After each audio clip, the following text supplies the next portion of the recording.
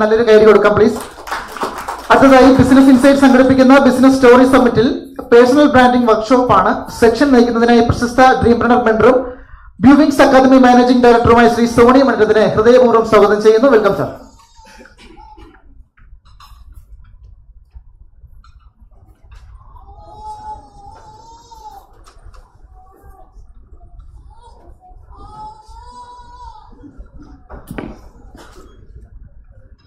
Hello, good evening. പോരാ, എനിക്കിവിടെ 30 minutes ആണ് തന്നിരിക്കുന്നത്. ഞാൻ 20 മിനിറ്റ്സിൽ ഈ പണി തീർക്കും. അതുകൊണ്ട് എനിക്ക് കുറച്ചുകൂടെ നല്ല ഒരു എനർജി എനിക്ക് തരണം. Good evening. ഓക്കെ, സോ എനിക്ക് ഈ വേദി ഞാൻ തുടങ്ങുന്നതിന് പോലെയാണ്. എനിക്ക് ഈ വേദി വളരെ വളരെ പ്രിയപ്പെട്ടതാണ്. കാരണം ഞാൻ 2018 19 കൃത്യമായി ഓർക്കുന്നില്ല. ഞാൻ ജീവിതത്തിൽ ആദ്യമായിട്ട് ഒരു ബിസിനസ് പ്രോഗ്രാമിൽ അറ്റൻഡ് ചെയ്യുന്നതും ബിസിനസ് അവാർഡ് വാങ്ങിക്കുന്നതും ഈ പ്രജോത് സാറിന്റെ ഈ ഒരു പ്രോഗ്രാമിലാണ്. സോ അവിടെ നിന്ന് കുറച്ച് വർഷങ്ങൾക്ക് ശേഷം ഒരു സെഷൻ എടുക്കാൻ എന്നെ വിളിച്ചു എന്ന് പറയുന്നത് എന്നെ സംബന്ധിച്ച ഒരു വലിയ അച്ചീവ്മെന്റ് ആയിട്ടാണ് ഞാൻ കരുതുന്നത്. സോ ഓക്കെ, എന്റെ നെക്സ്റ്റ് ഒന്ന് ഓക്കെ. സോ ഞാൻ എന്നെ ഒന്ന് പരിചയപ്പെടുത്താം. എന്റെ പേര് സോണി മണിരഥൻ. ഞാനൊരു ഡ്രീംപ്രനർ മെന്റർ ആണ്. സോ ഡ്രീംപ്രനർ എന്താണെന്ന് പറയാം. ഡ്രീംപ്രനർ എന്ന് പറയുമ്പോൾ നമ്മള് 1ാം ക്ലാസ്സിലും 2ാം ക്ലാസ്സിലും ഒക്കെ പഠിക്കുന്ന പിള്ളേരോട് നിങ്ങൾ ചോദിക്കുകയാണ് ജീവിതത്തിൽ എന്താകാനാണ് ആഗ്രഹം എന്ന് ചോദിച്ചു കഴിഞ്ഞാൽ അവർ പറയും ഡോക്ടർ ആകണം, എഞ്ചിനീയർ ആകണം, വലിയ വലിയ വലിയ കുറെ സ്വപ്നങ്ങൾ പറയും. പക്ഷെ നമ്മൾ വളർന്ന് 10ാം ക്ലാസ്സിലാവുക, +2-നാകുമ്പോഴേക്ക് നമ്മുടെ ഈ സ്വപ്നങ്ങൾ ചെറുതായി വരും. +2 പഠിക്കുന്ന നിങ്ങൾ ഞാൻ പറയട്ടെ ഒരു അറൌണ്ട് 50% ആളുകളോട് ചോദിച്ചാൽ അവർ പറയും ആലോചിക്കണം, റിസൾട്ട് വരട്ടെ. പകുതി സ്റ്റുഡൻസ് പറയും. അതായത് ഈ ഡ്രീംസ് ഇങ്ങനെ ചെറുതായി വന്നു. പിന്നെ എങ്ങനെങ്കിലും ഒരു ജോലി കിട്ടിയാൽ മതി, 9 to 5 ലൈഫിൽ ഇങ്ങനെ സ്ട്രഗിൾ ചെയ്ത് ജീവിക്കുന്ന ആൾക്കാർ. അപ്പൊ ഞാൻ ചെയ്യുന്നത് നിങ്ങളുടെ ഡ്രീംസ് എന്താണ്, ആ ഡ്രീംസിനെ ഓൺട്രപ്രണർഷിപ്പിലേക്ക് കൺവേർട്ട് ചെയ്തുകൊണ്ട് നേരത്തെ ഇവിടെ ബിജു സാറ് പറഞ്ഞ പോലെ ജോലി ആൾക്കാരെ രാജിവെച്ച് ഇതിലേക്ക് ചാടാൻ പ്രേരിപ്പിക്കുന്ന പണിയാണ് ഞാൻ ചെയ്യുന്നത്. കാരണം ഞാൻ US വർക്ക് ചെയ്തുകൊണ്ടിരിക്കുകയാണ്. അവിടുന്ന് ഞാൻ ജോലി രാജിവെച്ച് ഇതിലേക്ക് ചാടി ഇറങ്ങിയ ഒരാളാണ്. അപ്പം ഞാൻ ചെയ്ത പണി സക്സസ്ഫുൾ ആയിട്ട് ചെയ്യാൻ ആൾക്കാരെ സഹായിക്കുകയും സപ്പോർട്ട് ചെയ്യുകയാണ് ഞാൻ ചെയ്യുന്നത്. സോ അത് കൂടാതെ എനിക്കൊരു കമ്പനിയുണ്ട്. കമ്പനിയുടെ പേരാണ് Bluewings edu private limited. So Bluewings edu private limited ചെയ്യുന്ന എന്താണെന്ന് ചോദിച്ചു കഴിഞ്ഞാൽ അത് എഡ്യു പ്രൈവറ്റ് ലിമിറ്റഡ് എന്ന് പറയുന്നത് തന്നെ എഡ്യൂക്കേഷൻ ഇൻഡസ്ട്രിയിലാണ്. ഞങ്ങൾക്ക് ഇൻസ്റ്റിറ്റ്യൂഷൻസ് ഉണ്ട്, ലാംഗ്വേജ് ഇൻസ്റ്റിറ്റ്യൂഷൻസ് ഉണ്ട്. അതുപോലെ തന്നെ ഏവിയേഷൻ, ഹോസ്പിറ്റാലിറ്റി സെക്ടറുകളിൽ ഞങ്ങൾ സ്റ്റുഡൻസിനെ ട്രെയിൻ ചെയ്യിക്കുന്നു. ഇതാണ് ഞങ്ങളുടെ എഡ്യൂക്കേഷൻ സെക്ടർ ചെയ്യുന്നത്. അതേപോലെ തന്നെ കമ്പനി എഡ്യൂക്കേഷൻ എന്ന് പറഞ്ഞ് തുടങ്ങിപ്പോയി. അപ്പോൾ തൽക്കാലം പുതിയ കമ്പനി ഉണ്ടാക്കാൻ താല്പര്യമില്ല. ഈ കമ്പനിയിൽ തന്നെ ഞങ്ങൾ ആഡ് ചെയ്തു എക്സ്പോർട്ട് ഇമ്പോർട്ട്. അതായത് ആഫ്രിക്കൻ സെക്ടറിൽ ഞങ്ങൾ എക്സ്പോർട്ട് ചെയ്യുകയും ആഫ്രിക്കയിൽ നിന്ന് ഇങ്ങോട്ട് റോ കാഷ്യൂ പോലുള്ള സാധനങ്ങൾ കൊണ്ടുവരികയും ചെയ്യുന്നു. ഇമ്പോർട്ട് എക്സ്പോർട്ട് ചെയ്യുന്നു. കൂടാതെ ഞാനൊരു പുസ്തകം എഴുതി. ഇപ്പം എൻ്റെ ജീവിതത്തിലെ കുറേ അനുഭവങ്ങളൊക്കെ വെച്ച് അതിൻ്റെയൊക്കെ ഒരു ഫ്രസ്ട്രേഷൻ വെച്ചുകൊണ്ടാണ്. കാരണം ഞാൻ ജോലി രാജിവെച്ചപ്പോൾ എന്നെ ചീത്ത പറയാത്തവരാരുമില്ല. ലോകത്തിലെ ഏറ്റവും വലിയ മണ്ടൻ ഞാനാണ്, ഇത് നീ തീർന്നു, ഇതാണ് പറഞ്ഞിരുന്നത്. അപ്പം ആ ഒരു ഫ്രസ്ട്രേഷനൊക്കെ വെച്ചുകൊണ്ട് ഞാൻ എഴുതിയ ഒരു പുസ്തകമാണ്. എൻ്റെ പേരാണ് it's none of your business. അത് ഈ ഭാഗ്യമോ നിർഭാഗ്യമോ എന്താ സംഭവിച്ചതെന്ന് എനിക്കറിയില്ല. പക്ഷേ ഈ സാധനം ആമസോണിൽ ബെസ്റ്റ് സെല്ലറായി. ബെസ്റ്റ് സെല്ലിംഗ് ടാഗ് ഒക്കെ ഉണ്ട്. അപ്പം ഞാൻ എഴുതിയതിലൊരു രസകരമായിട്ടുള്ളൊരു സംഭവം കൂടെ ഞാൻ ചെയ്തു. ഇത് രസമുണ്ട്. ഇതിൻ്റെ ബെസ്റ്റ് സെല്ലിംഗ് ടാഗ് ഇപ്പുറത്താണ് വന്നിരിക്കുന്നത്. എന്താണെന്ന് വെച്ച് കഴിഞ്ഞാൽ ഈ പുസ്തകം വായിക്കുന്നത് പുറകിന്ന 1ാമത്തെ പേജ് ഏറ്റവും അവസാനത്തെ പേജാണ്. തിരിച്ച് വായിക്കണം. അപ്പം ഞാൻ എൻ്റെ ഒരു ഫ്രസ്ട്രേഷൻ ചെയ്തതാണ്. പക്ഷേ സംഭവം ക്ലിക്കായി, ആമസോൺ ബെസ്റ്റ് സെല്ലർ. അപ്പം ഞാൻ അടുത്തൊരു പുസ്തകം കൂടെ എഴുതുവാണ്. അതിൻ്റെ പേരാണ് don't dye before your death. ഇതാണ് അടുത്തതിൻ്റെ പേര്. സോ അപ്പം നമ്മുടെ വിഷയത്തിലേക്ക് വരാം. നെക്സ്റ്റ്, ഞാൻ ആ റിമോട്ട് കിട്ടുമെന്ന് പറഞ്ഞാൽ വന്നത്, പക്ഷേ റിമോട്ട് ഇല്ലായിരുന്നു. അതുകൊണ്ടാണ് ഞാൻ ഈ നെക്സ്റ്റ് പറയേണ്ടി വരുന്നത്. So personal branding. ഇപ്പം പേഴ്സണൽ ബ്രാൻഡിങ്ങിൻ്റെ ഏറ്റവും ആദ്യത്തെ സ്റ്റെപ്പാണ് ഞാനിപ്പോൾ ചെയ്തത്. ഞാൻ എന്താണെന്ന് ഞാൻ ഇവിടെ വന്നതെന്ന് നിങ്ങളോട് ആദ്യമേ പറഞ്ഞു. ഈ സെഷൻ തുടങ്ങുന്നതിന് മുമ്പ് എൻ്റെ പേര് പറഞ്ഞു, ഞാൻ എന്തൊക്കെയാണ് ചെയ്യുന്നതെന്ന് പറഞ്ഞു. സോ പേഴ്സണൽ ബ്രാൻഡിങ്ങിൻ്റെ ഏറ്റവും ഫസ്റ്റ് സ്റ്റെപ്പ് നിങ്ങളെ ഇൻട്രൊഡ്യൂസ് ചെയ്യാൻ കൃത്യമായി പഠിക്കുക. പലപ്പോഴും ഞാൻ മുൻപ് ചെയ്തുകൊണ്ടിരുന്ന ഒരു വലിയ തെറ്റാണ്. എന്നോട് എന്താ ചെയ്യുന്നതെന്ന് പലരും ചോദിക്കും. എന്ത് ചെയ്യുന്നു എന്ന് ചോദിക്കുന്നത് നമ്മുടെ പ്രൊഫഷൻ എന്താണെന്ന് അറിയാൻ വേണ്ടിയാണ് അവർ ചോദിക്കുന്നത്. ഈ എന്ത് ചെയ്യുന്നു എന്ന് ചോദിക്കുമ്പം ഞാൻ പണ്ട് പറഞ്ഞുകൊണ്ടിരുന്നത് ഒരു ചെറിയ ബിസിനസ്സൊക്കെ ഉണ്ട്. അപ്പോൾ അവരിക്കും എന്ത് ബിസിനസ്? അതിങ്ങനെ എഡ്യൂക്കേഷൻ്റെ ഇതൊക്കെയാണ്. എഡ്യൂക്കേഷനിൽ എന്താ? സാധാരണഗതി മൂന്നാമത്തെ ചോദ്യം ആരും ചോദിക്കത്തില്ല, കാരണം അപ്പം തന്നെ അവർ മടുത്തു. 2 എണ്ണം ആയപ്പോൾ തന്നെ ഇവരെ വെറുത്തു. മൂന്നാമത് ചോദിച്ചാൽ പിന്നെ നമ്മൾ പറയും. ആക്ച്വലി ഇപ്പോഴാണെങ്കിൽ ഞാൻ എന്നോട് എന്ത് ചെയ്യുന്നു എന്ന് ചോദിച്ചാൽ ഞാൻ 1 മിനിറ്റിൽ എൻ്റെ കൃത്യമായി ഇത്രയുണ്ട്, ഞാൻ ഇങ്ങനെയൊക്കെ ചെയ്യുന്നു. അപ്പം ഞാൻ നേരത്തെ മോനെ പേരെന്തായിരുന്നു? എബിൻ ഷാ. ഓക്കെ, ഈ എബിൻ ഷാ പറഞ്ഞൊരു വാക്ക് എനിക്ക് ഭയങ്കര സ്ട്രൈക്ക് ചെയ്ത്. ഞാനൊരു ഇൻട്രോവേർട്ട് ആയിരുന്നു എന്ന്. അപ്പം ഞാനും പണ്ട് ഭയങ്കര ഇൻട്രോവേർട്ട് ആയിരുന്നു. അപ്പം ഞാൻ അതുകൊണ്ട് തന്നെ ഞാൻ എപ്പോഴും വിചാരിക്കുന്നത് എന്താണെന്ന് വെച്ച് കഴിഞ്ഞാൽ, ഞാൻ ഇങ്ങനെ ചെയ്യുന്നു, ഞാൻ എക്സ്പോർട്ട് ചെയ്യുന്നു, ഞാൻ ഇത് ചെയ്യുന്നു എന്നൊക്കെ പറഞ്ഞു കഴിഞ്ഞാൽ അത് ഞാൻ എന്ന് പറയുന്നത് എന്തോ ഒരു വലിയ തള്ളായി പോകുമല്ലോ എന്ന് എനിക്കൊരു തോന്നലുണ്ടായിരുന്നു. അപ്പോൾ അതുകൊണ്ട് ഞാൻ വളരെ ടെക്നിക്കലായിട്ട് ഒരു എളുപ്പ വഴി ഞാൻ കണ്ടുപിടിച്ച് ഞാൻ ചെയ്യുന്നത് പറഞ്ഞു. അതിനുശേഷം ഞാൻ പറഞ്ഞത് ബ്ലൂ വിങ്സ് എന്ന് പറഞ്ഞൊരു കമ്പനി എനിക്കുണ്ട്, കമ്പനിയാണ് പിന്നെ ഇതെല്ലാം ചെയ്യുന്നത്. അപ്പോൾ ഞാൻ തള്ളുന്നതായിട്ട് എനിക്ക് തോന്നുന്ന ആ ഒരു ഫീലിംഗ് അങ്ങ് പോയി. കാരണം ഇൻട്രോവേർട്ടുകളെ സംബന്ധിച്ചിടത്തോളം അങ്ങനെ ഒരു വലിയ പ്രശ്നമുണ്ട്. ഞാൻ 2 പ്രാവശ്യം പറഞ്ഞു കഴിഞ്ഞാൽ പിന്നെ നമുക്ക് തന്നെ പോയി കോൺഫിഡൻസ്. അപ്പോൾ അതുകൊണ്ട് ഇങ്ങനൊരു ഇൻട്രൊഡക്ഷൻ ഞാൻ പഠിച്ചു വെച്ചു. അപ്പം ഞാൻ പറയുന്നത്, സാധാരണ ഒരു എന്ത് ചെയ്യുന്നു എന്ന ചോദ്യം ബിസിനസ് പ്രോഗ്രാംസിലോ ഒക്കെ ചോദിച്ചാൽ, ആരെങ്കിലും ചോദിച്ചാൽ ചാൻസ് ആണ്, കിട്ടി. ഇപ്പം നമ്മൾ മറ്റേ 1 മിനിറ്റിലുണ്ട് പറയാനായിട്ട് എഴുതി വെച്ചിട്ടുണ്ട്, I M so and so, എൻ്റെ കമ്പനി ഇതൊക്കെ ചെയ്യുന്നുണ്ട്, സോ ആൻഡ് സോ അത് ഇത്. പിന്നെ ഒരു കാര്യം കൂടെ പറയാൻ പോകുന്നത്, ഞങ്ങൾ ആഫ്രിക്ക സെക്ടറിൽ ബിസിനസ്സിന് കൺസൾട്ടിങ്ങും കൂടെ ചെയ്യുന്നുണ്ട്.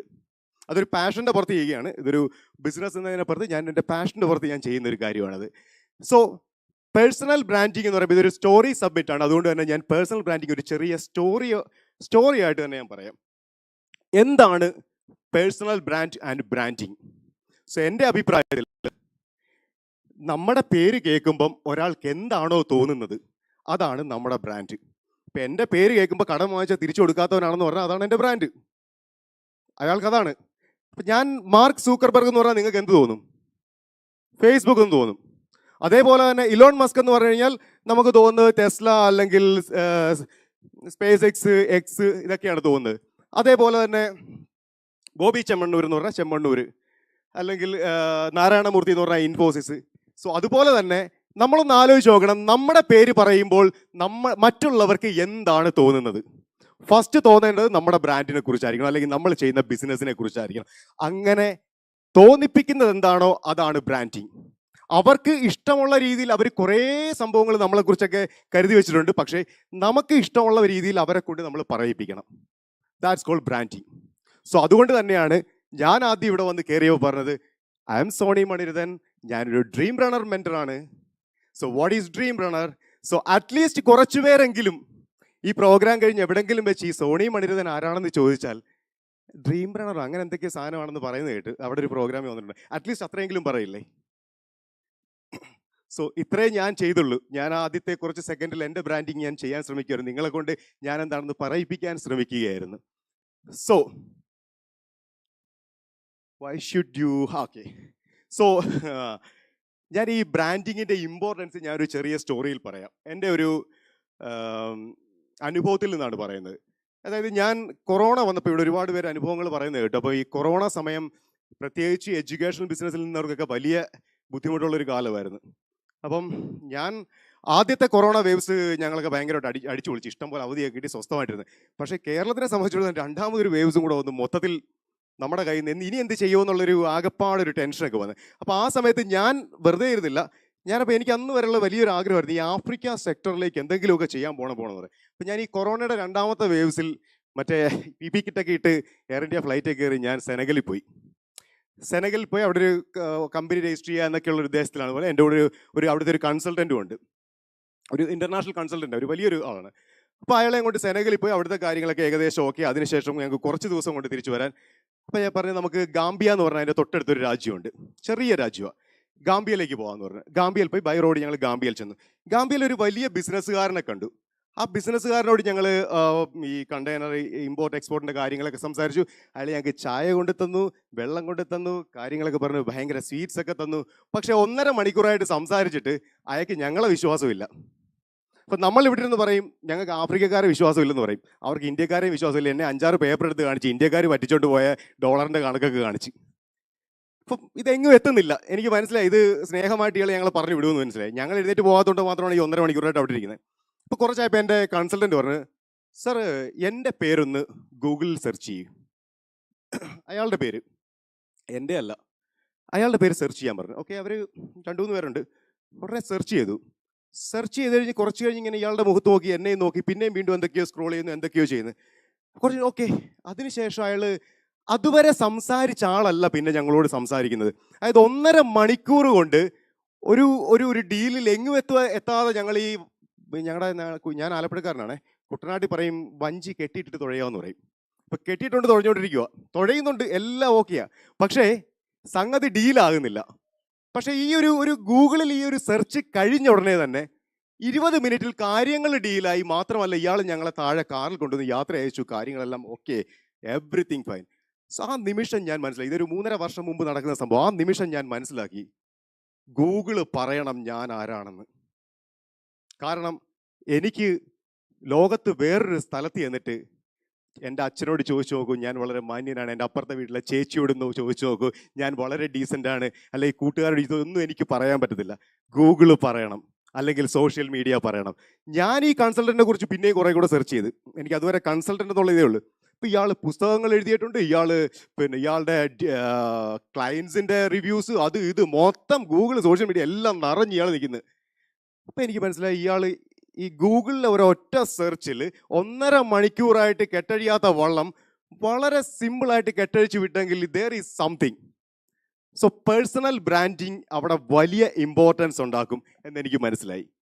അപ്പം ഞാൻ എന്ത് ചെയ്തു, സെനഗലിൽ ഞാൻ എൻ്റെ കമ്പനിയുടെ പേര് ബ്ലൂ വിങ്സ് എന്നാണ്, അതേ പേര് തന്നെ ഇടാനാണ് ഞാൻ വെച്ചിരുന്നത്. ഞാൻ അവിടെ വെച്ച് ആ തീരുമാനം മാറ്റി. കാരണം എൻ്റെ പേര് ഇനി അറിയപ്പെടണം. ഞാൻ കമ്പനിയുടെ പേര് മാറ്റി. ഞാൻ ഈ സോണി മണിരഥൻ എന്ന് പറയുന്നെങ്കിലും എൻ്റെ പേര് ആക്ച്വലി സോണിമോൻ മണിരഥനാണ്. ഈ മോൻ ചേർക്കുമ്പോൾ കൊച്ചായി പോകുന്നതുകൊണ്ടാണ് ഞാൻ ഈ അതങ്ങ് വെട്ടിക്കളഞ്ഞത്. അപ്പോൾ അവിടെ സോണി എന്നുള്ള പേരിടാൻ പറ്റത്തില്ല, കാരണം Sony is an international brand. അപ്പം ഞാനവിടെ പോയി പേരിട്ട് സോണിമോൻ ഇൻ്റർനാഷണൽ SUR, നമ്മുടെ പ്രൈവറ്റ് ലിമിറ്റഡ് എന്ന് പറയുന്നില്ല. അപ്പോൾ സോണിമോൻ ഇൻ്റർനാഷണൽ. അപ്പോൾ എൻ്റെ കമ്പനിയുടെ പേര് ഇതാണ്. അപ്പം ഞാൻ ബ്രാൻഡിങ്ങിൽ ഒരു സ്റ്റെപ്പ് മാറ്റി ചവിട്ടിയത് അവിടെ നിന്നാണ്. സോ അതെനിക്കൊരു വലിയ വലിയ വലിയ പാഠമായിരുന്നു. സോ നെക്സ്റ്റ് എടുക്കാം, ഇമ്പോർട്ടൻസ്. നെക്സ്റ്റ് ഇത് പറഞ്ഞു, മോറൽ ഓഫ് ദ സ്റ്റോറി അതും പറഞ്ഞു കഴിഞ്ഞു. കാരണം എൻ്റെ കയ്യിലായിരുന്നു റിമോട്ടെങ്കിൽ എനിക്ക് മാറ്റാമായിരുന്നു. I'm sorry. So you are already a brand for others. ഇതാണ് ഞാൻ നേരത്തെ പറഞ്ഞത്, നമ്മൾ പലർക്കും ഒരു ബ്രാൻഡാണ്. അപ്പം നമ്മളെക്കുറിച്ച് പറയുമ്പോൾ ചിലർ പറയും ആ ആളോ അതിങ്ങനാണ്. അപ്പോൾ പലർക്കും നമ്മൾ പലതരത്തിലുള്ള ഒരു ബ്രാൻഡിങ് ഉണ്ട്. അല്ലെങ്കിൽ നമ്മളെക്കുറിച്ച് ചോദിക്കുമ്പോൾ അവർ പറയുന്ന അവരുടെ ഇഷ്ടത്തിനുള്ള ഒരു മറുപടിയാണ്. ഞാൻ എൻ്റെ ഒരു അനുഭവത്തിലൂടെ പറയുകയാണ്. കുറച്ച് ദിവസങ്ങൾക്ക് മുമ്പ് തന്നെ എന്നോട് ഞാനുമായി ബിസിനസ്സിൽ അസോസിയേറ്റ് ചെയ്യുന്ന ഒരാൾ എന്നോട് പറഞ്ഞൊരു കാര്യമാണ്, സോണി 2 വർഷം മുമ്പ് നിങ്ങളുമായിട്ടൊരു ബിസിനസ് അസോസിയേഷൻ ഉണ്ടാകുന്ന സമയത്ത് ഞാൻ പലരോടും അന്വേഷിച്ചു സോണി എങ്ങനെയാണ് ആളെന്ന്. അപ്പം അതായത് എന്നെ ഒട്ടും ഇഷ്ടമല്ലാത്ത വേറൊരാൾ, അയാളോടും പോയി അന്വേഷിച്ചു. അപ്പം എന്നോട് പറഞ്ഞ് സോണിയും ഇന്ന ആളുമായിട്ട് ഭയങ്കര പ്രശ്നമാണെന്ന് എനിക്കറിയാം, അത് പിന്നീടാണ് ഞാൻ അറിഞ്ഞ്. പക്ഷേ ഞാൻ അയാളോട് ചോദിച്ചപ്പോൾ അയാളൊരു കാര്യം പറഞ്ഞു, അവൻ എന്തൊക്കെയാണെങ്കിലും കാശിൻ്റെ കാര്യത്തിൽ ഭയങ്കര ഡീസൻ്റാണ്, ക്യാഷ് ഡീലിങ്സിൽ അവൻ ഭയങ്കര ഡീസൻ്റാണ്. അപ്പം ആക്ച്വലി അതും ഒരു ബ്രാൻഡിങ് ആണ്.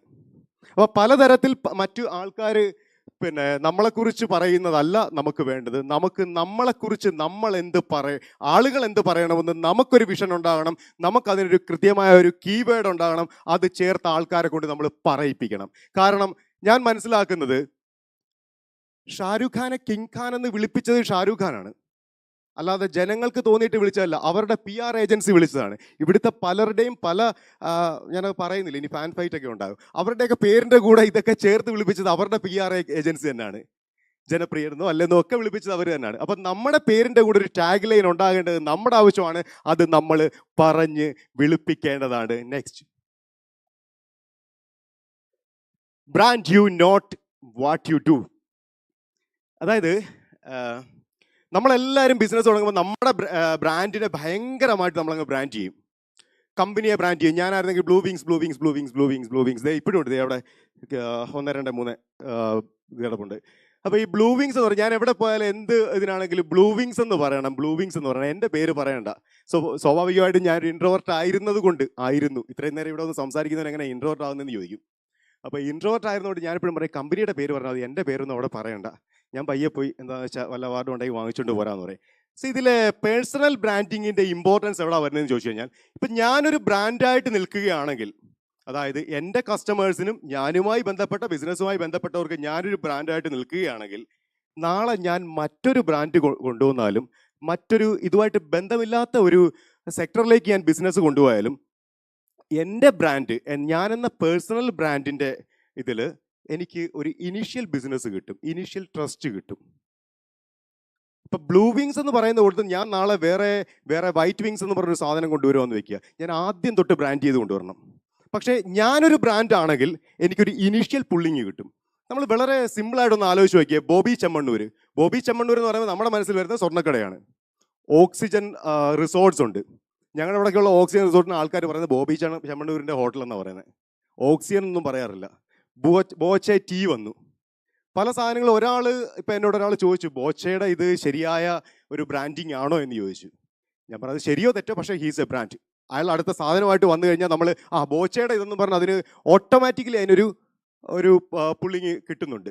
സോ യെസ്, സോ ഈ രണ്ട് പേരെ ഒന്ന് ഐഡന്റിഫൈ ചെയ്യാവോ? സോ ഇതാരാണെന്നറിയാമല്ലോ, ഒന്ന് പറയാവോ please?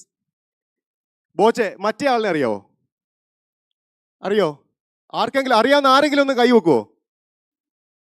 Yes yes yes yes yes sir ഒന്ന് പറയൂ. 100% ഇത് ഗുഡ് നൈറ്റ് മോഹനാണ്. ഈ ആളിനെ അറിയുമോ? ഗുഡ് നൈറ്റ് എന്ന് പറയുന്നത് നമ്മളെയൊക്കെ കൊതുക് കുത്താതെ സുഖമായി ഉറങ്ങാൻ ശീലിപ്പിച്ച മനുഷ്യൻ good night Mohan. Good night Mohan actually വളരെ ഫേമസ് ആയിട്ടുള്ള ഒരു മലയാളി ഓൺട്രപ്രണറാണ്. അദ്ദേഹം മുംബൈ സെറ്റിലാണെന്ന് തോന്നുന്നല്ലേ. ഗുഡ് നൈറ്റ് മോഹൻ യഥാർത്ഥത്തിൽ ഗുഡ് നൈറ്റ് മാത്രമല്ല അദ്ദേഹത്തിൻ്റെ കയ്യിലൂടെ പോയ പ്രോഡക്റ്റ്. സ്നഗ്ഗി, പിള്ളേരുടെ ഇവിടെ അറിയാമായിരിക്കും. സ്നഗ്ഗി കൂടാതെ ഹിറ്റ്, പാറ്റയ്ക്കും ഇതിനൊക്കെ, ഇതെല്ലാം ഗുഡ് നൈറ്റ് മോഹൻ്റെ ഇതായിരുന്നു. ഗുഡ് നൈറ്റ് മോഹൻ ബ്രാൻഡിനെ വളർത്തിയെടുത്തു, പിന്നീട് അത് റെക്കോർഡ് വിലയ്ക്ക് വിറ്റു.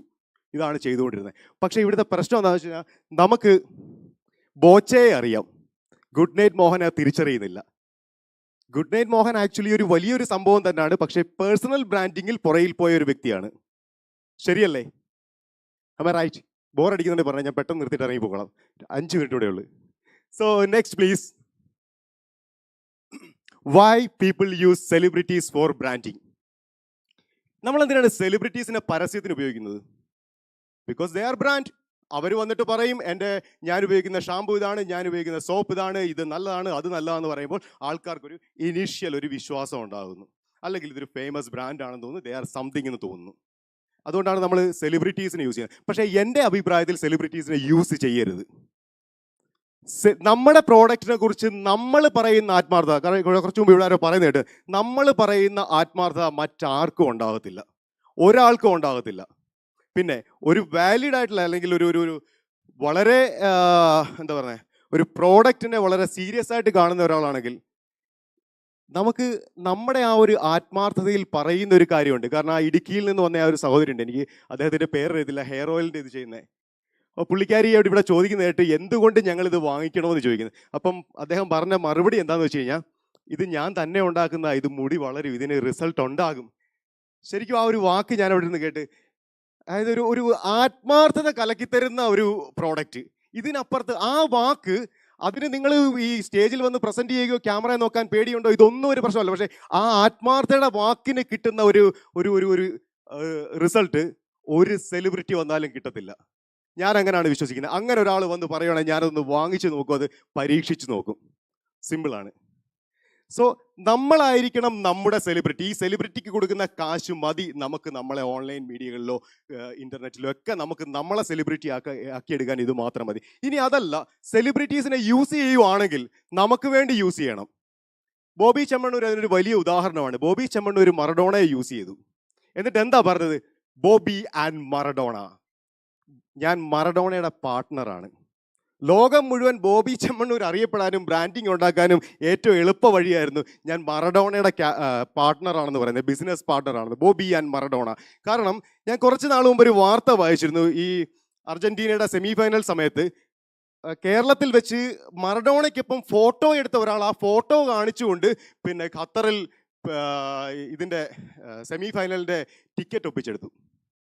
അപ്പോൾ ആ ഒരു ഫോട്ടോ വെച്ചുകൊണ്ട് ഒരാൾക്ക് ഇത്രയും ചെയ്യാമെങ്കിൽ ചെമ്മണ്ണൂരിന് എന്തൊക്കെ ചെയ്യാൻ പറ്റും. അപ്പോൾ ചെമ്മണ്ണൂർ ഇന്റർനാഷണലി ഫേമസ് ആകാനുള്ള ഏറ്റവും എളുപ്പ വഴിയായിരുന്നു ഈ പറയുന്ന ബോബി ആൻഡ് മറഡോണ. ഞാൻ മറഡോണയുടെ പാർട്ട്ണറാണ്, ഇപ്പോൾ പറയാം ഞാൻ ആയിരുന്നു എന്ന് പറയാം. വേൾഡിൽ എവിടെയും അക്സെപ്റ്റൻസ് കിട്ടും. സോ ആ രീതിയിൽ വേണമെങ്കിൽ നിങ്ങൾക്ക് സെലിബ്രിറ്റീസിനെ യൂസ് ചെയ്യാം. Next, and let's discuss how to brand yourself. So how to brand yourself എന്ന് പറയുമ്പം എനിക്ക് ആദ്യം ഓർമ്മ വരുന്നത് ഈ വേദി തന്നെയാണ്. സാധാരണഗതിയിൽ നമ്മൾ ഈ ബിസിനസ് മീറ്റുകൾക്കെല്ലാം പോകണം. ഇപ്പം ഞാൻ കുറച്ച് നാൾ കൂടിയിട്ടാണ് ഈ ഒരു വേദിയിൽ വരുന്നത്. ഞാൻ ഇതിനു മുമ്പ് ഞാൻ പറഞ്ഞല്ലോ, എൻ്റെ ആദ്യത്തെ ഒരു ബിസിനസ് അവാർഡ് എനിക്ക് തന്നത് ഇവിടുന്നാണ്. അതിനുശേഷം ബിസിനസ് ഇൻസൈറ്റ് മാഗസീൻ എന്നുള്ളൊരു ഫോമിലേക്ക് വന്നപ്പോഴും എന്നെ വിളിച്ചിരുന്നു. ആദ്യത്തെ ലക്കത്തിൽ എൻ്റെ തലയൊക്കെ ഉണ്ട്, എൻ്റെ അകത്ത് ഉണ്ടായിരുന്നു. സോ ഇവിടെ വരുമ്പോൾ നമുക്കറിയാൻ കഴിയുന്ന കുറേ അധികം ആൾക്കാരെ നമുക്ക് പരിചയപ്പെടാം. ഇപ്പം ഈ പരിചയപ്പെടുന്ന ഓരോരുത്തർക്കും വേണ്ടി ഞാൻ എൻ്റെ ഈ ഇൻട്രൊഡക്ഷൻ എങ്ങനെ കയ്യിൽ വെച്ചുകൊണ്ടിരിക്കുക, ഞാൻ ഇന്നൊക്കെയാണ് ചെയ്യുന്നത്. അത് എനിക്കിവിടെ വന്നിട്ട് കസ്റ്റമറെ കിട്ടുമെന്നോ അങ്ങനെയൊന്നും കരുതിയല്ല.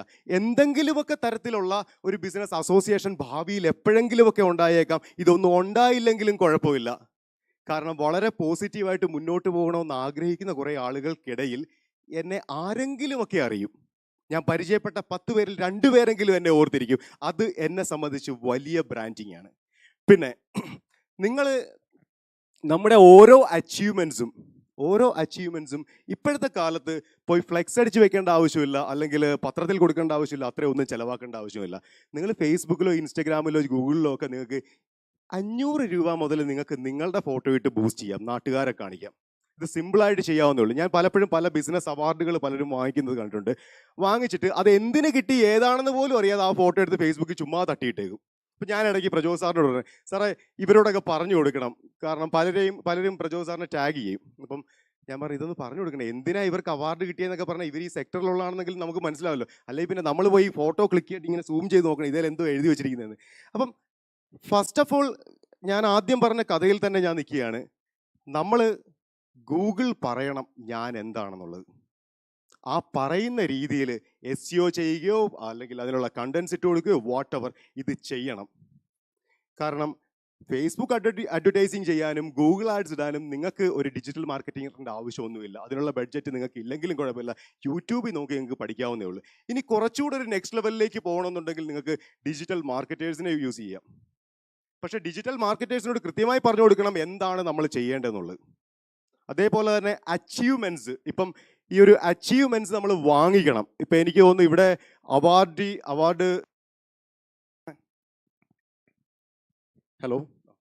അവാർഡ് ഏറ്റുവാങ്ങാനായിട്ട് വന്നവരുമുണ്ട്, അല്ലാതെ നമ്മൾ ഈ പ്രോഗ്രാം കാണുന്നവരുണ്ട്. അപ്പം അവാർഡ് ഏറ്റുവാങ്ങുന്ന എല്ലാവരും ഇത് കൃത്യമായിട്ട് എങ്ങനെ വിൽക്കാമെന്നുള്ളതും കൂടെ ആലോചിച്ചുകൊണ്ട് പോകണം. വിൽക്കുക എന്ന് പറയുന്നത് ഞാൻ ഉദ്ദേശിക്കുന്നത്, എനിക്ക് എന്തൊക്കെ കിട്ടിയിട്ടുണ്ടോ നിങ്ങളത് സെർച്ച് ചെയ്ത് നോക്കുക. സോണി മണിരൻ എന്ന് മാത്രം സെർച്ച് ചെയ്താൽ മതി. എനിക്കിപ്പോൾ എന്നെ സെർച്ച് ചെയ്താൽ എനിക്കിപ്പോൾ കുറേ റിസൾട്ട് വരും. എന്നോട് 2-3 പേര് ചോദിച്ചു കാർഡ് ഉണ്ടോ എന്ന് ചോദിച്ചു, ഇവിടെ വെച്ച് പരിചയപ്പെടും. ഞാൻ പറയും ഒരു കാർഡും ഇല്ല, പ്ലീസ് സെർച്ച് സോണി മണിരൻ എന്ന് മാത്രം സെർച്ച് ചെയ്താൽ മതി. എനിക്ക് വെബ്സൈറ്റ് ഉണ്ട്, എനിക്ക് എൻ്റെ പേജസ് ഉണ്ട്, ഇതെല്ലാം ഉണ്ട്, എൻ്റെ അച്ചീവ്മെൻറ്റ്സ് എല്ലാം ഉണ്ട്. ഈ അച്ചീവ്മെൻറ്റ്സ് എനിക്ക് പ്രൊജക്റ്റ് ചെയ്യണമെന്നുണ്ടെങ്കിൽ സ്വാഭാവികമായിട്ട് എനിക്ക് അച്ചീവ്മെൻറ്റ്സ് എന്തെങ്കിലും കിട്ടണം. ഇപ്പം അവാർഡ് വീട്ടിൽ വന്നിട്ടു. എൻ്റെ നാട് കൈനഗിരിയാണ്, ആലപ്പുഴ ജില്ലയിൽ കൈനഗിരി. അതായത് ഇപ്പോഴും വെള്ളം വലിയ പ്രശ്നമുള്ളൊരു നാടാണ്. കുടിക്കാൻ വെള്ളമില്ല, അല്ലെങ്കിൽ ഞങ്ങൾക്ക് മുങ്ങിച്ചാകാനുള്ള വെള്ളം അവിടെ ഇഷ്ടം പോലെ ഉണ്ട്. അപ്പോൾ അങ്ങനൊരു നാടാണ് ഞങ്ങളുടെ. ഞാൻ കൈനഗിരിയുടെ തുടക്കത്തിലുള്ള, അവിടെ ഞങ്ങൾക്ക് കുടിക്കാം, കുറച്ച് 1 കിലോമീറ്റർ കഴിഞ്ഞാൽ കിട്ടത്തില്ല. അപ്പം അവിടെ ആ നാട്ടിൽ നിന്നുകൊണ്ട് ഞാൻ ഈ ബ്രാൻഡിങ് എന്നൊക്കെ പറഞ്ഞു കഴിഞ്ഞാൽ എന്തോ വലിയ സംഭവമായിട്ടൊക്കെ കരുതുന്ന ഒരു നാട്ടിൽ നിന്നുകൊണ്ടാണ് ഞാൻ വരുന്നത്. അതുകൊണ്ട് എനിക്ക് തിരുവനന്തപുരത്തിൻ്റെയോ കൊച്ചിയുടെയോ ഒന്നും, ഞാൻ കൊച്ചിയിലും ആലപ്പുഴയിലായിട്ട് മാറി നിൽക്കുന്നില്ല, ഈ 2 സ്ഥലത്തുമായിട്ടുള്ള ഒരു എക്സ്പോഷർ ഒന്നും എനിക്കില്ല. അപ്പം അവിടെ നിന്നുകൊണ്ട് ഞാൻ എൻ്റെ ബ്രാൻഡിങ്ങിന് ഞാൻ ശ്രമിക്കാറുണ്ട്. അപ്പോൾ അതുപോലെ തന്നെയാണ് ഞാൻ ഇവിടെ വന്നിട്ട് പറയുന്നത്, എൻ്റെ കയ്യിൽ കാർഡൊന്നുമില്ല, നിങ്ങൾക്ക് എന്നെ സെർച്ച് ചെയ്യാം. ആ സെർച്ച് ചെയ്യാൻ പറയുന്നതിലും എൻ്റെ ഒരു ബ്രാൻഡിങ് ഉണ്ട്. ആരെങ്കിലും സെർച്ച് ചെയ്താൽ ആ സെർച്ചിൽ അത്രയും ഞാൻ മുന്നിലേക്ക് വരും. സിമ്പിളായിട്ട് കാർഡ് കൊടുത്താൽ കഴിഞ്ഞു. ഞാൻ വാങ്ങിച്ചുകൊണ്ട് പോയി, ഞാൻ പല പരിപാടിക്കും പോയിട്ട് ഇഷ്ടം പോലെ കാർഡ് വാങ്ങിച്ചിട്ടുണ്ട്. പിന്നെ ഞാൻ കുറച്ച് ദിവസം കഴിഞ്ഞിട്ട് അല്ലെങ്കിൽ ഇത് ആരൊക്കെയായിരുന്നു എന്ന് ആലോചിക്കും. കുറേ കാർഡ് കയ്യിലുണ്ട്, അതവിടെ ടേബിളിൻ്റെ മുകളിൽ കുറച്ച് ദിവസം കുറച്ച് നാൾ അവിടെ ഇങ്ങനെ കളയാൻ പറ്റത്തില്ല, ഇങ്ങനെ സൂക്ഷിച്ച് വയ്ക്കും. ഒരു പരിചയവും തോന്നില്ല, കാർഡും ആളുമായിട്ട് നമുക്ക് ഒരു ഓർമ്മയും വരുന്നില്ല. അപ്പോൾ അതിനേക്കാൾ എത്ര എളുപ്പമാണ് ആർക്കെങ്കിലും ആവശ്യമുണ്ടെങ്കിൽ സോണി മണ്ണിൽ നിന്ന് സെർച്ച് ചെയ്യുക. സോ ഞാനിതിൽ പകുതിയും എൻ്റെ ബ്രാൻഡിങ് ആണ് പറഞ്ഞത്. ഇങ്ങനെയൊക്കെ ചെയ്യണമെന്നുള്ളതാണ് ഞാൻ നിങ്ങളോടും പറയുന്നത്. So last but not least, അപ്പം ബ്രാൻഡിങ്ങിൻ്റെ കേസ് പറഞ്ഞാൽ ഇദ്ദേഹത്തിൻ്റെ പേര് പറയാതെ നമുക്ക് നിർത്താൻ പറ്റത്തില്ല. ഇതാരാ? ജനകോടികളുടെ വിശ്വസ്ത സ്ഥാപനം. നമുക്കറിയാം അറ്റ്ലസ് രാമേന്ദ്രൻ അദ്ദേഹം അന്തരിച്ചു. അദ്ദേഹം മരിക്കുന്നതിന് മുമ്പ് അദ്ദേഹം ജയിലിലായിരുന്നു. ബിസിനസ് പരാജയപ്പെട്ട് അദ്ദേഹം ജയിലിലായിരുന്നു. ഒരുപാട് പ്രശ്നങ്ങളിലൂടെ അദ്ദേഹം കടന്നുപോയി. അപ്പം ഞാൻ വളരെ റെസ്പെക്ട് ചെയ്യുന്ന ഒരാളാണ്. ഞാൻ അദ്ദേഹത്തെ ഒരിക്കലും നേരിട്ട് കണ്ടിട്ടില്ല, സിനിമയിലൊക്കെ കണ്ടിട്ടുള്ളത്. കാരണം ഒരു മോഡലിൻ്റെ അല്ലെങ്കിൽ ഒരു സ്വർണ്ണക്കടയുടെ മോഡലാകാനുള്ള ഒരു രൂപവും അദ്ദേഹത്തിന് ഉണ്ടെന്ന് ഞാൻ കരുതിയിരുന്നില്ല കണ്ട കാലത്ത്. അങ്ങനെ ഒരാൾ വന്ന് വളരെ സിമ്പിളായിട്ട്, അതും സ്വർണ്ണം ഒന്നും ഇടാതെ വന്നിട്ട് പറയുകയാണ് ജനകോടികളുടെ വിശ്വസ്ത സ്ഥാപനം. അയാൾ സ്വയം ബ്രാൻഡ് ചെയ്ത് ആ ബ്രാൻഡിനെ മുന്നോട്ട് കൊണ്ടുവന്ന ഒരാളാണ്. അതിനുശേഷം അദ്ദേഹം പരാജയപ്പെട്ട് മറ്റു പല കാരണങ്ങളും ഉണ്ടാകാം. പക്ഷെ ഞാനൊരു ചോദ്യം ചോദിച്ചോട്ടെ, അദ്ദേഹം ഇപ്പോഴും ജീവിച്ചിരിക്കുകയാണെന്ന് കരുതുക. അദ്ദേഹം വീണ്ടും സ്വർണ്ണക്കച്ചവടമോ മറ്റെന്തെങ്കിലും ബിസിനസ്സുമായിട്ട് വന്നാൽ അദ്ദേഹത്തിൻ്റെ പേഴ്സണൽ ബ്രാൻഡിങ് എന്നുള്ള ആ ഒരു ഇത് ഇപ്പോഴും നിലനിൽക്കത്തില്ലേ? അപ്പോൾ ഒരു പരാജയം, നിങ്ങളുടെ ബിസിനസ് ഇനി പോട്ടെ, പരാജയപ്പെട്ടു പോയി തൊലഞ്ഞു പോയെങ്കിലും പേഴ്സണൽ ബ്രാൻഡിങ് അവിടെ നിൽക്കുമോ? എൻ്റെ ക്വസ്റ്റ്യൻ ഇത്രയേ ഉള്ളൂ. ശരിയാണോ? സോ അവിടെ പേഴ്സണൽ ബ്രാൻഡിങ്ങിൻ്റെ ഇമ്പോർട്ടൻസ് വരുന്നത് അവിടെയാണ്. So the end. എല്ലാവർക്കും സന്തോഷം സമാധാനമായി നേരുന്നു. The end, but not the end. So personal branding ഇവിടെ തുടങ്ങുന്നു. Thank you very much. Thank you so much. Thank you sir.